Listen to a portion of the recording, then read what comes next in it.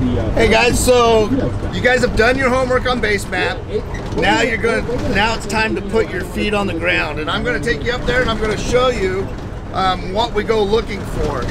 We're going to set up a camera as well, and this is just from everything that we've done on base map and Google Earth and all those tools that we have. You've spent a lot of time doing that. Now spend your time wisely. Don't just go out scouting, you know, without going to a place that you know has some habitat. So we're gonna do that. We're gonna go up, put our feet on the ground.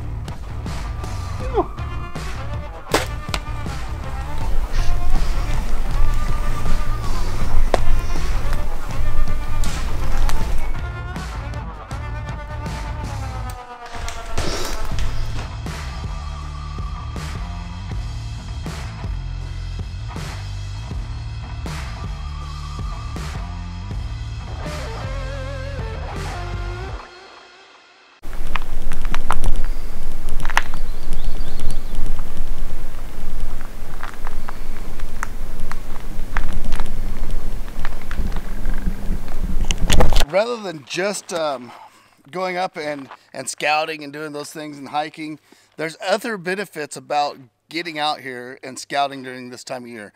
Here we are in July, and the elk are going to be on their schedules for summer pretty much. So you're going to find them in the same places that you'll come to the first part of the rut. So it's good to get out here. But another thing is I like to bring my gear out, especially if I got new gear, like this new pack. This is the new Ibex from Wilderness Packs. This is the Life Outdoors edition. We set it up with the camo that we like against the tan background. But this pack is expandable, but we want to try it out before we get out here, and you don't want to try it out during the season. You want to know how everything works, how all of this stuff, you know, all of the snaps and all those things and how it fits the best. You don't want to be fiddling with that stuff during elk season. So we check all of our stuff out. If we're going to buy a pack, we buy it the first of the summer. That way we could get enough miles underneath it. Same with my boots. I got new boots this year. I want to get enough miles on those boots that I'm not going to be killing myself come season, because like I said, you guys only have a short amount of time. You have to produce in that short amount of time if you're going to be successful at this. So you got to approach it with those kind of ideas. So like I said, we're going to head up. We're going to go put a camera up. Also, we found all this on base map. So we're going to go up, and I marked it on my base map. I'm going to go up and take a look at it, and then I'll show you what we saw, you know, on base map and what it looks like in real life. So that's what you're after.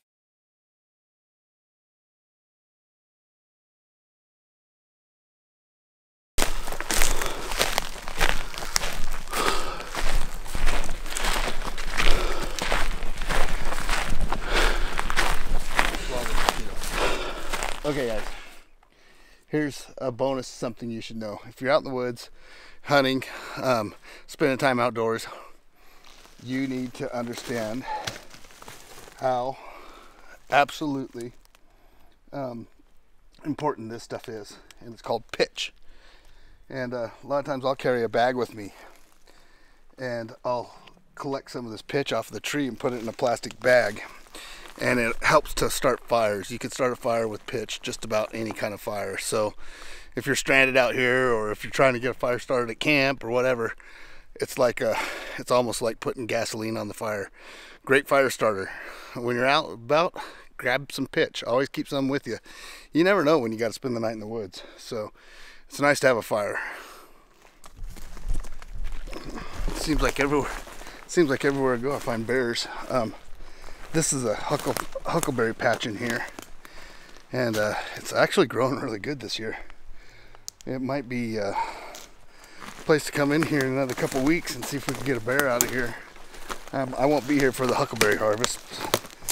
I gotta go, but I'm gonna fill up my water here and get watered down.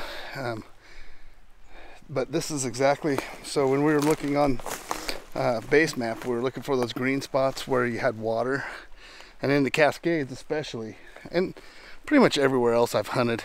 I haven't hunted outside of Oregon, but I bet it's pretty close to the same.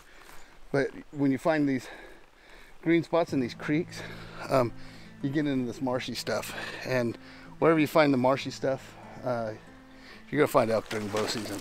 It's just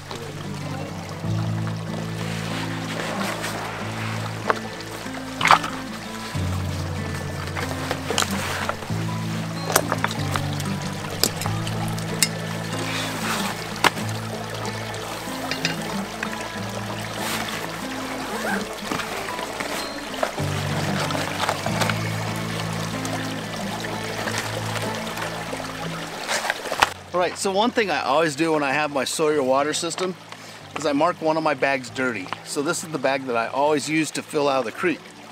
And then I'll squeeze it into what I call my clean bags. And that way I always have it. But I mark it dirty, and you guys could do the same. You don't have to buy special bags to make one dirty or clean. Just use the ones that you mark dirty.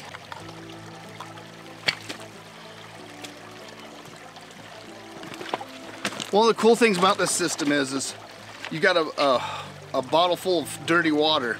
You could always filter this later. Say I got in on a bull, it was late in the day, I drank most of my water. The bull's going up the hill, I know I'm gonna have to follow him, and I know I'm getting low on water. You could just come in here, grab a dirty bag, you got water with you, you're just gonna have to filter it later when you need it. So this system, this Sawyer system, is something that I use a ton. Sometimes you have to backflow your filters, but these things last forever. And you can get them anywhere, and they're like 20 bucks. And it just keeps you on the run. It keeps you going. And that's the big thing. We look for simplicity in the stuff that we do. And this is one of the big tips that I could give you guys is, you know, take water with you, but always carry, and I carry 3 of these bags. And if I have to, I can make 2 of them dirty and 1 clean. And then that way I could just fill up 2 as I'm going. Say I'm going to camp up there, but I got bulls bugling and I want to get on them. That's one of the things I could do. So it's easy to do. These bags are cheap and they don't leak and they don't make noise like a water bottle. They don't slosh. So I would suggest, if you guys are really getting serious into this backcountry stuff, I would suggest getting yourself something like the Sawyer.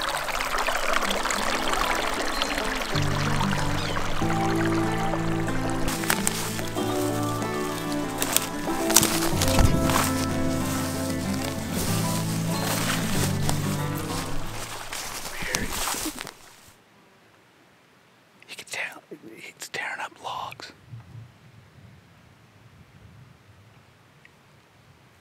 You could kind of hear him. He was really making a lot of noise there just a little bit ago.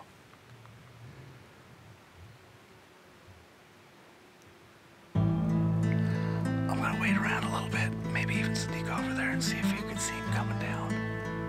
He's probably been eating around in here. Too bad it wasn't like 2 weeks from now. We could probably get that bear.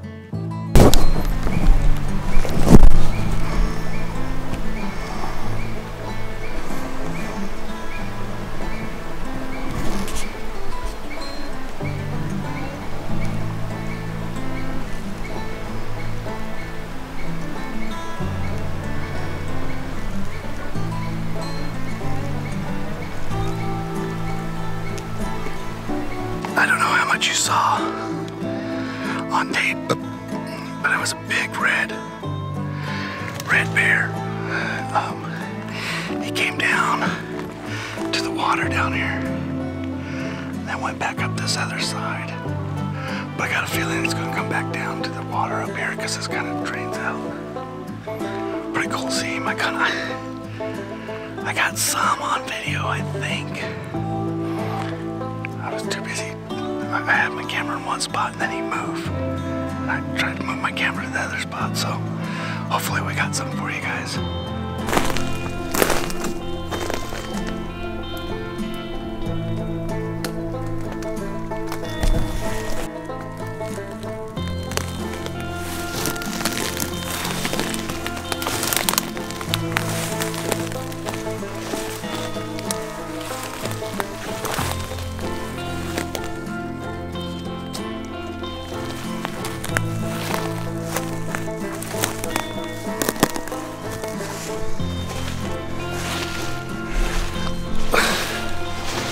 This is exactly what you're looking for in those green bottoms.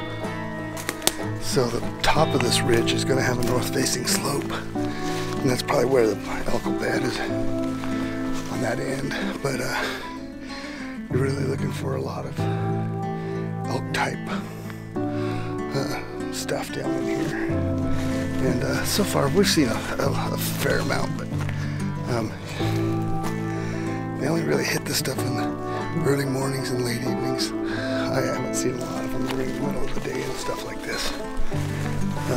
Unless it's really hot and there's a really good water hole for them. Looks like it's starting to dry up in here pretty good too, so yeah. Dry year, find water. There again. And it's kind of coming up through here pretty fast. I get smelling. I thought maybe I should slow down. But I just heard him go straight up the hill. I wonder how far he went.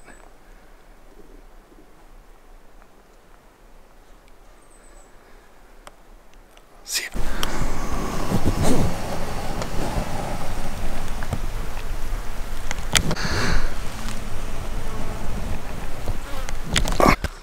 You're definitely looking for this, especially as dry it as is.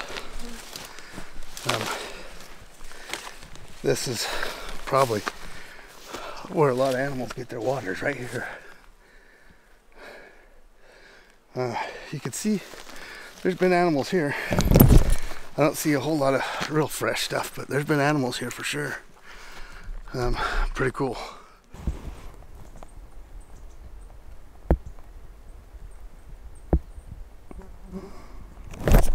So you're probably not going to see this stuff on your satellite. That's one of the big reasons you want to get out here and get on the ground, is because these little patches where there's grass and there's a lot of cover. This is elk and kind of a mild slope, but a slope all the same, because they like having those thermals coming up the hill, so they know what's coming up at them. And the elk will usually be in stuff like this at the top of the hill. That way they can catch all the thermals below them. And they usually try to keep something on their back that doesn't make them vulnerable. So these little spots like this are almost invaluable to find, because you have a lot of grass mixed in with the bedding, so they could eat all day long. And the bulls, when they're rutting, if they have grass close by, or the cows when they're coming in to eat, if they got grass, they're gonna stick around it. So we've already seen water, grass, and it's all within a square mile. And we'll go up and just look around a little bit more and see what we find. I'd like to see a few more rubs. We've seen some old ones down in the bottom. And quite honestly, man, I don't hunt these elk a lot in the bottom. I did find I had a camera down at the bottom, and I did find some old pictures on it. I forgot about the camera, and I found it a little bit later, and so it's got some old pictures on it, but of elk in the bottom, and I'll show you those pictures. Anyhow, down there in the bottom, you want to look at those wallows. That's a good place to put a camera up, because the elk will hit it during the rut. They're going to hit the water during the rut. So find your water spots around these kind of spots, and you'll be finding elk. a lot of work. I mean, I'm not telling you guys don't have to work, but it's a whole lot better to work and find elk than to work and just do nothing. So we're gonna continue up.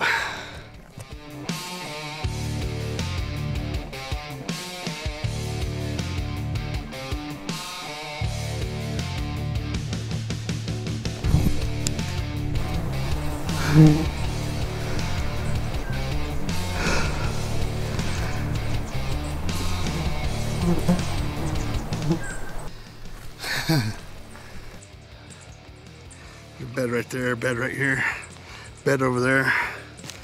They're bedding in this stuff during the heat of the day. And then they're going down where we came from, which is a ways down there. Not for an elk, but for me, and getting water. I saw where they were getting it midday on some of the camera pictures. So that's kind of interesting. So anyhow, we'll go up here and see if we can find anything on the ridge line. They like to walk the ridge lines, and they like to bugle on the ridge lines. That's where I like to bugle too. I like to get the drop on them. Because if you get up on top and they're down in here, they gotta cover a lot more ground than you do if you want to get in front of them. So that's just a little trick. This old man's getting old. That bull liked crooked trees. Started to pick up more and more of these. In the areas that hang out a little bit more, that's where you're gonna find more rubs.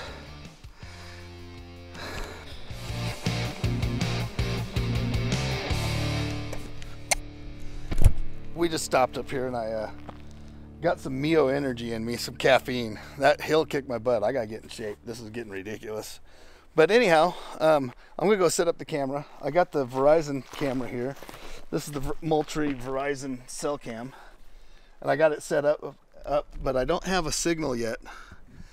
It says I have a signal and server, but it's not sending anything. So I'm gonna go set it up over here and see what we can find out. And it's kind of nice because the only reason to have one of these cell cameras is to save gas money. Because I'm gonna put cameras in here and come up but if I don't have to spend the gas money to come up here, then I can make my plans up.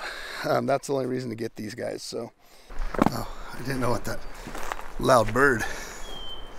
But I'm gonna set this camera on this tree, and the reason I picked this tree is because they walk down this angle here, and it will neither be in the sun or in the shade. And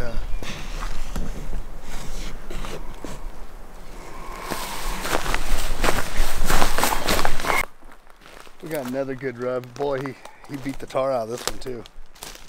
Yeah, it's cool to get into all these rubs. Yeah, this is pretty high on my priority list. I just kicked the deer up, but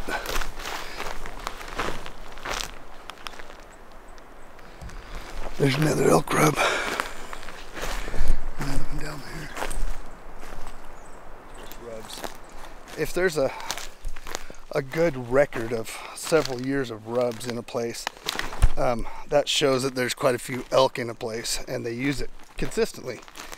If you just look here, that's an older rub there. That's, you know, a couple years old. It's mixed in with some newer ones. There's a last year's rub there, and last year's rub here. So these are all things that you put, well, that's not last year's, that's the year before. But these are all things that you put into your calculations. And this is one spot that I would calculate pretty good, because man, you start getting into rubs like that and multi-year rubs, you know they're going to be in here. So hope you guys enjoying this series. I hope it's helping teach you a lot. We put our foot on the ground now. We're gonna head out of here. I'm headed off the hill, but you guys, hope it's teaching you a lot. Hit the bell below, because the next video that we're gonna do is we're gonna go over some calling tactics, the way that we call elk. And so once you've got your area set out, you've done all of your homework on the computer, You've done all your homework out here on foot. Now it's time to get your calling in order. And then after that, we'll show you our gear that we put in order. So we're here to try to help you guys get into more elk. It was a long time for us, and it was a long learning curve on my part. My boys and David, they got the better of it because they got to learn from my mistakes. So follow along. Hopefully you guys will learn from what I've learned over the years and get you guys into some elk this year. I want to know after you guys do this, I want to know how well it worked for you. One thing I want to call your attention to is this pack company right here. Wilderness Packs has believed in what we're doing by putting this scouting video and better elk hunting video out, and they have supported what we're doing here. And you guys, when a company supports that kind of stuff, and they want to see you successful and they want to get you out in the wilderness, go give them some love. You know, we use their packs exclusively now, and we've packed a lot of meat on them, a lot of heavy loads on them, and they handle it pretty well. They handle it better than any pack that I've used. So, and they handle it well.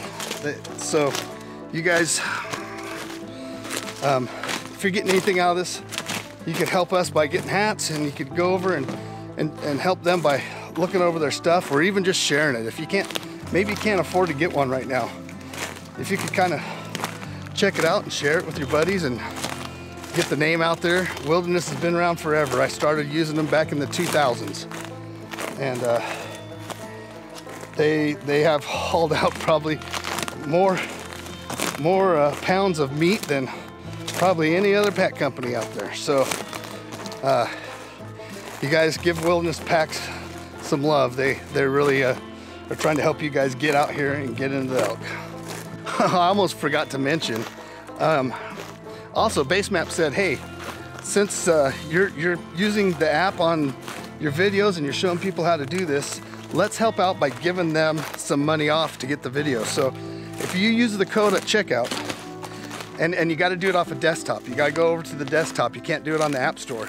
And if you do it on the desktop, then and you pay for it on desktop, then you could go into the App Store and it's already paid for. So you go to TLO 25. So if you want 25% off at checkout, you just type in TLO 25 and do it over at their website or desktop, and that's basemap.com.